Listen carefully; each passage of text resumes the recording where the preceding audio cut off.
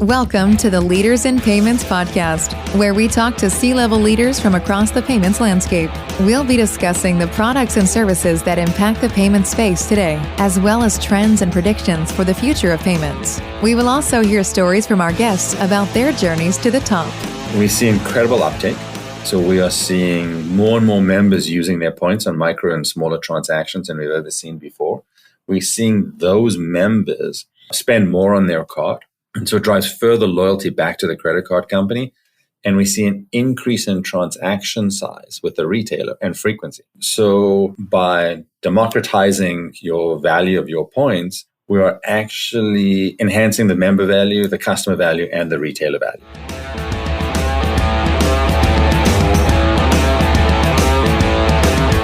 That was Jonathan Silver, the CEO of Engage People, and he is my special guest this week on episode 178 of the Leaders in Payments podcast, and I'm your host, Greg Myers. Jonathan has a passion for creating something new that will change the industry and leave a legacy he can be proud of. Engage People is a technology-focused loyalty company that aims to democratize loyalty currency. How do they do it? They integrate into the payments ecosystem by enabling technology to offer your loyalty credit card points, for example, as a form of payment. According to Jonathan, their proprietary platform provides the conduit between loyalty programs and the retail checkout process, with a vast network of clients and partners integrated into one truly unique ecosystem. Jonathan and I go on to talk about his journey to becoming the CEO, including the 2 proprietary brands under the Engage umbrella, what the future of loyalty payments looks like, and how his passion for creating something impactful will eventually lead to a de facto payments offering for the loyalty currency market. We've got a great episode ahead, so let's get started.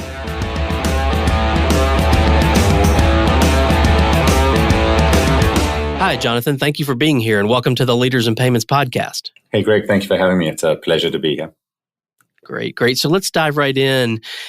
If you don't mind, tell our audience a little bit about yourself, maybe where you grew up, where you went to school, where you currently live, a few things like that. We'll circle back to your professional journey in a minute, but maybe just get us started with a few of the basics. Sure. So I grew up in Johannesburg in South Africa, moved to Toronto, Canada when I was 18 years old. So really did most of my growing up and maturing in Canada. Went to university in Toronto and have stayed here. Toronto's been a great place to grow up, to raise a family, and to start a company. So it's been a good journey and a good move into Canada.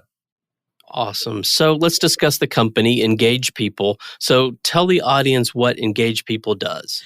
So Engage is a technology-focused loyalty company. We have 2 products that we bring to market. One called Podium, which is our loyalty management system. It is a SaaS-based platform that manages everything for a loyalty program. So when you log in, seeing your point balance, being the points bank, marketing, communications, handling redemption. And Podium is it's a great piece of software. It's a SaaS-based platform and incredibly robust. And we think it's a market leader in the industry. The other product we've brought to market is a product we call Access Plus. And Access Plus is our payments solution. We have a vision of enabling members to use their points as a form of payment. And so to actually really open up the value of your loyalty program and the currency associated with that. And so what Access Plus does is it's the conduit between a loyalty program and a retailer's checkout process. And so for our clients, whether they're on Podium or have their own loyalty management system, single integration into Access Plus gives you access to all of our retail partners.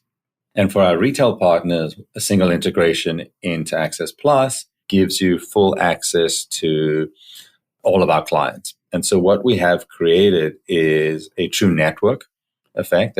And we've reached the tipping point of that. So we are furiously adding on both more clients and more retail partners and building out an ecosystem that we think is unique in the marketplace. So from that point of view, that's driving the rapid growth of Engage. Right now, our focus has been North America only, with a primary focus on credit card loyalty.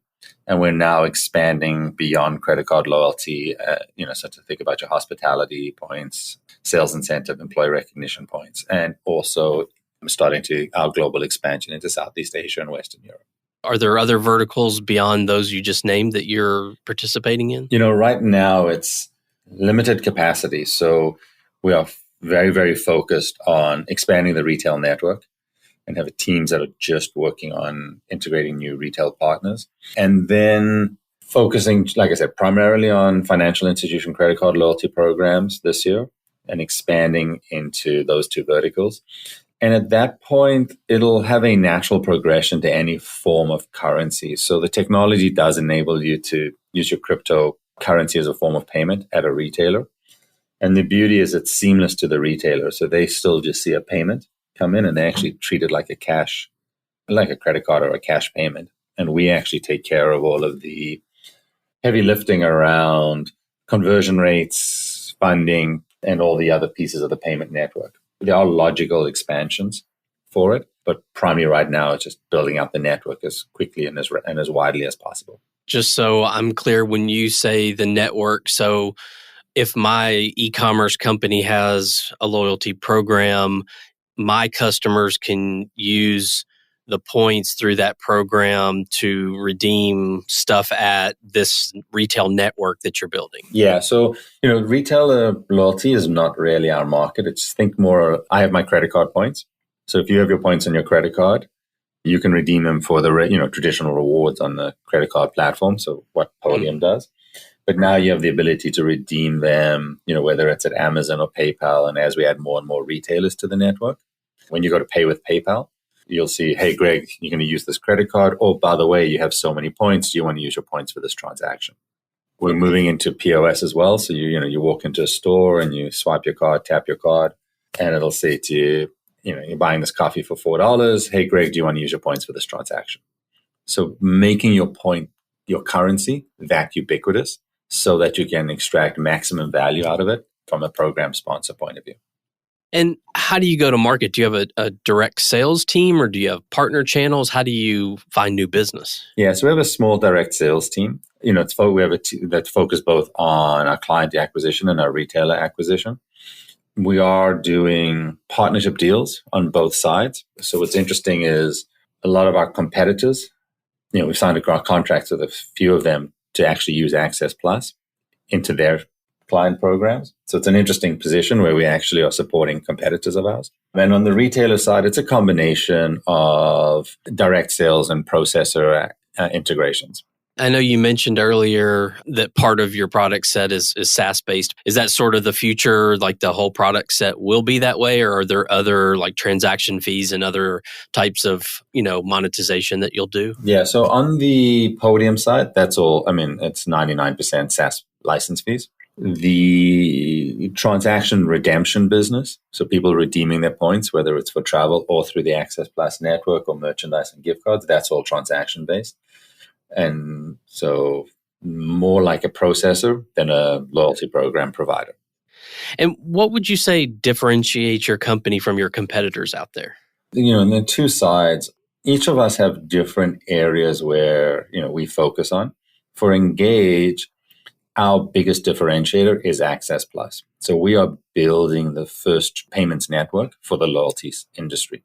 And it's been a Herculean effort. I don't want to discount. It's taken us 5 years to get where we are right now. And so for us, the ability to build out that network, and expand it as rapidly as possible is a massive differentiator and a unique value proposition in the marketplace. And on the Podium side, we have a very, very robust SaaS-based platform that allows our customers to actually manage content, promotions, special offers to segments of their base in real time. And so it is a true data-driven admin panel run platform. So you have the ability to turn around and say, hey, I want to run a promotion for customers who look like X. Maybe your points are going to be worth more if you redeem at retailer Y.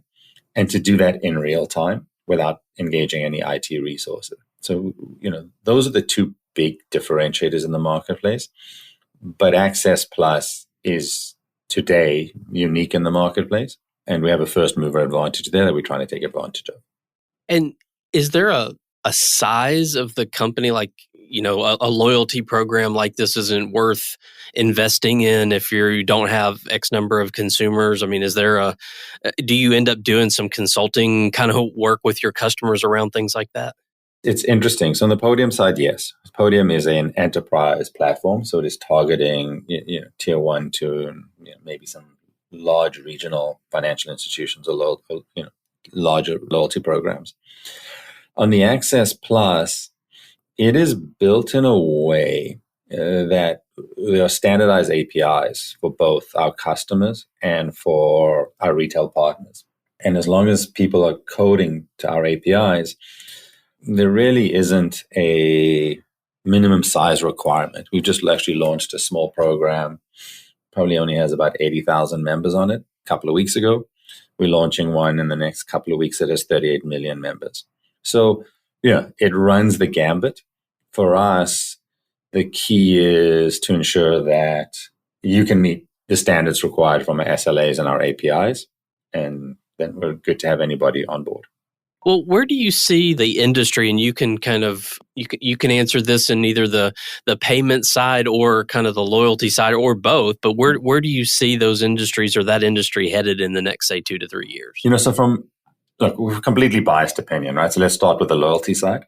We are firm believers that unlocking the value of the currency has massive benefits for the program sponsor, for the members, and as well as the retail partners. And so we are driving further engagement and higher ROI member satisfaction by opening up currency as a form of payment. From a retailer point of view, we're giving them access to billions of dollars of currency that they were otherwise unable to get to in an efficient manner. On the general payment side, we're seeing more and more digitized, utilization of digital wallets. Those are, ubiquitous already. BNPL seems to have spiked and now reached its operating plateau is probably the right word. And so, just more seamless and frictionless payment options, right? And I just want to caveat, we are not experts in payments. We are loyalty industry experts. It's interesting because, you've got Starbucks, obviously, with sort of, their loyalty play and everything. How do you get companies and consumers to engage at that sort of level? Like, how do I log in to pay my credit card bill and I see I have points available. I don't know if 1,000 points is good or bad, or I don't know how to redeem that. I mean, it just seems to be a consumer challenge as well. Sure. So if you think about our vision, right, it's actually turning that on its head. I 100% agree with you that you go online. First of all, you forget to go online, or you're going to go do something and you're like, oh, I should have gone and redeemed for a gift card so I could buy that at Amazon. We're flipping that completely so that actually when you're in the checkout process, I will prompt you and say, hey, Greg, you're about to buy, whether it's a coffee or something at a large retailer, and say, hey, Greg, you're about to pay for this with your credit card. Do you want to use your points for 100% of the transaction or a piece of the transaction? Doesn't really make a difference to us. And by engaging you at that moment in time, I am bringing the value of your points to the forefront. So if you come back to your example, you don't know whether, what the points was a good deal, whether it was, and you forget about it. I'm going to prompt you at checkout, which says, you're about to buy this widget. Do you want to use your points for it? And as a consumer, you take a step back and say, oh, it's kind of free, right? It's an opportunity cost, but it's not really costing me money. So do those points have value to me in this transaction? And we see incredible uptake. So we are seeing more and more members using their points on micro and smaller transactions than we've ever seen before. We're seeing those members spend more on their card. And so it drives further loyalty back to the credit card company. And we see an increase in transaction size with the retailer and frequency. And so by democratizing your value of your points, we are actually enhancing the member value, the customer value, and the retailer value. That's fascinating I would think that it's a technology challenge to build that. So I can understand why it's taken a while to build that, to be able to put those points in your checkout. That's a fascinating concept. Yeah, no, if you think about it at the beginning, we had an idea, right? We didn't have any clients and we didn't have any retail partners. And so that was the biggest challenge, right? Here's a great idea, but how do you get started? And so, where we're happy right now is we have major retailers on board and incredible market share on the client side. So we're starting to see an acceleration of both the clients and the networks. And so very excited about, the rest of this year and 23 and 24 from growing out this network. Sure. Before we move on to your career, let's move back to the company a little bit. Can you tell us how big the company is, where it's headquartered, just a few kind of logistical things like that? Yeah, so we're headquartered in Toronto. We have a significant development office in Perugia, which is in the middle of Italy. Great team there, and a couple of people in the US, mainly sales focused. We're about 133 people right now, growing rapidly. So, on track to grow another 40% next year. How did the whole COVID situation, did that make it easier, harder? Obviously more people were going online to buy things, but I'm not sure if that affected your business in a positive way immediately or if it really had much effect. Can you talk about that? Yeah, it had it had multiple effects on the organization. So from a transactional redemption, people stopped traveling and started redeeming more at retail. So we saw a spike in utilization, and we launched the Access Plus product in the middle of COVID. And so, so a massive uptake. As people have started to travel, and we haven't seen a decline in our utilization of Access Plus. So I think COVID gave us a bump in a need and an awareness, but we've managed to maintain that from a transactional revenue post, as people have started going out more and stuff and traveling. From an organizational point of view, everybody worked from home, and some cultural impacts there that we're still dealing with, trying to get people back to work, but most people are very happy working at home. And so, it's trying to get that balance between getting people together from a cultural point of view, people's productivity and, work-life balance. And so, we were fortunate that we were fairly unaffected by COVID and managed still to grow, in 20 and 21. In 22, we're seeing a little bit of the post-COVID impact in that our sales process slowed down from new customer acquisition. Mm-hmm. And that's starting now, so missing out on new client sales for a short, for a time in 21 is impacting us this year. But we're seeing a massive uptick starting now, going into next year, again, on the sales process side. Well, let's switch gears a little bit and talk about you. So maybe walk us through your professional journey, how you got to be in that role as the CEO. So I started out working in the loyalty industry many, many years ago, working for a company called Maritz. So Maritz was the largest incentive and loyalty company in the world at the time, and it's one of the early employees of their Canadian offices. Worked there for 7, 8 years. And then .com era, decided to try stuff on my own, and actually had a very similar idea to what we're doing today, from using your points as a payment. However, e-com wasn't around, and and the technology didn't exist. A little bit premature. Worked for another company in the loyalty space as well, and in 2008 decided to branch out and start my own company. The original idea was around how do we use technology to make loyalty programs more effective. And so ended up partnering with a company called RAW, which is RAW, and merged my company with their company and a third company a couple of years later to became Engage. And so for the first 5 or 6 years around that, it was very much around building technology to make your programs more effective. So the precursor to what's currently our Podium platform. And then in about 2017, we had the idea of how do we start using points as a form of payment. That took us a long time to get our first retailer and our first client on board.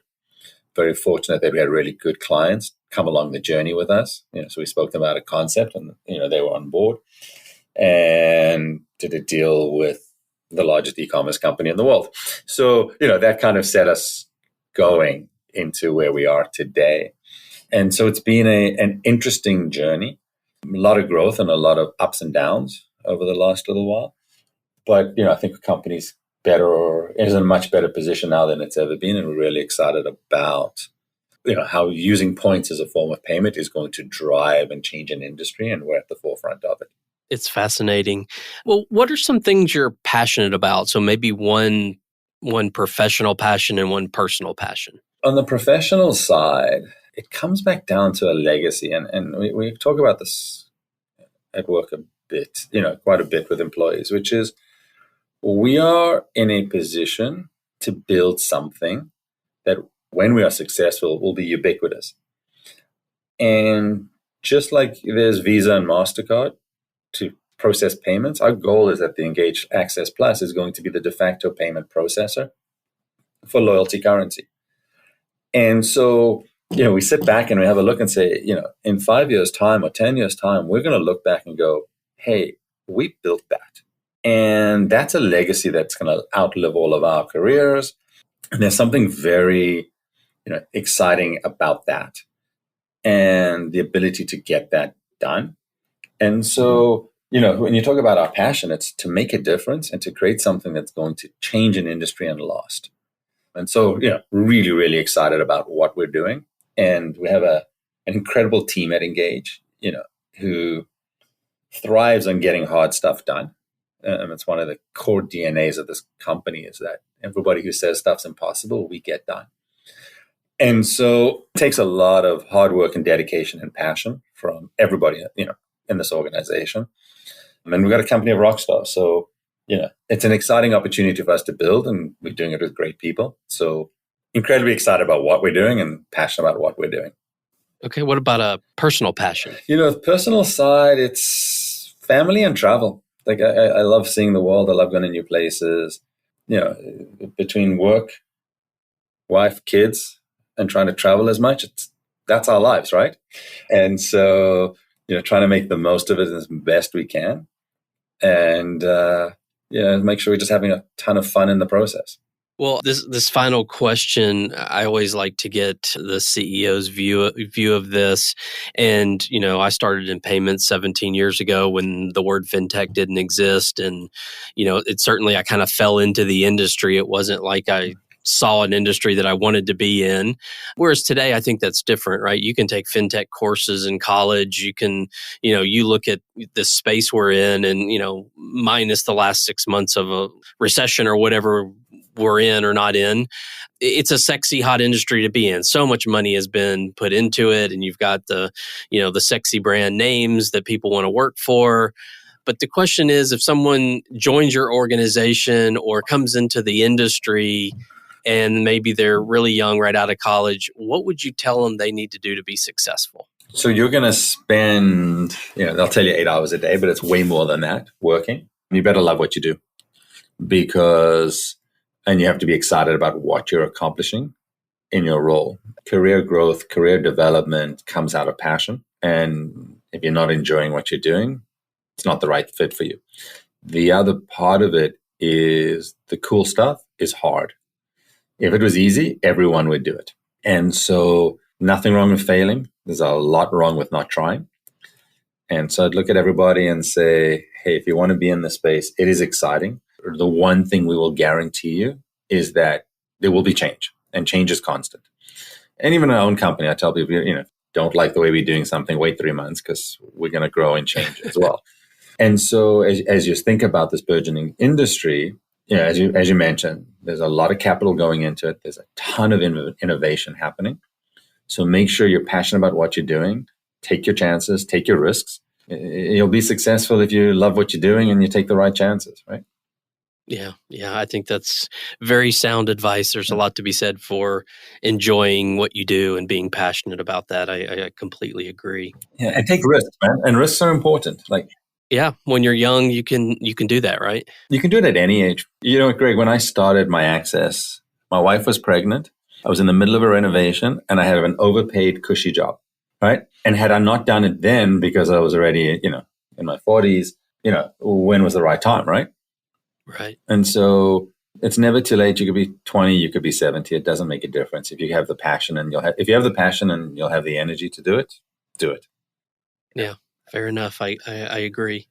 Well, Jonathan, we've covered a lot of ground on the company, the industry, your background, and your journey. Is there anything else you'd like to add before we wrap up? No, appreciate the time. Look, and I think anybody who's looking at this space, now is the time, right? There's a huge amount of opportunity. It's going to change. The whole world's going to get disrupted.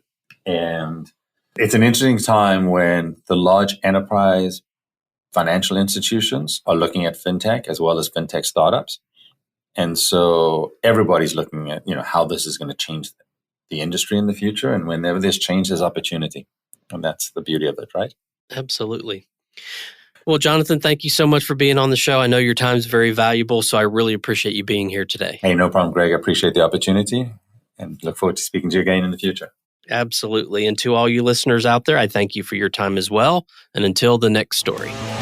Thank you for joining us this week on the Leaders in Payments podcast. Make sure you visit our website at leadersinpayments.com, where you can subscribe to the show and where you'll find our show notes. If you enjoyed listening, please share on your social channels as well.